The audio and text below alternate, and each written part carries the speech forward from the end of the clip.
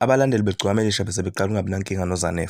uZanele alipheli iviki noma u4 days engakhulumanga ngoMthandeni. Uma engambiza ngegama uma emtalapha uvela amgudle ngento esobala ezokwenza kubonakala ukuthi uMthandeni lo kukhulunywa ngaye la. Kunezinto noma amatemu uMthandeni ajwayele ukuwasho okwaziwayo ukuthi okwakhe futhi udume ngawo. uZanele usewathathile lawo matemu awenza wakhe. Yonke ipost ayibhalayo akawashina kancane lawo matemu. Lokho kwenza abalandeli becwame elisha begcine sebembiza ngomlandeli oqavile wegcwame elisha ngenxa yokuthi igcwame elisha alipheli emlonyeni kaZanele. uZanele udume ngokuxova waze wasungula isiqubulo sakhe esithi Xova Ngithi lapho usuke exova kwasana. Lokhu kuxova kwakhe kumenze wagcina esekhuluma into ephathe kabi iningi labantu. uZanele ubhale umbhalo othi "Ey noma ungathwala ngonyongo loshuni imina umshovenkani." Kuvuke izinhlungu nokucasuka kubalandeli begcwame elisha ngenxa yombhalo kaZanele.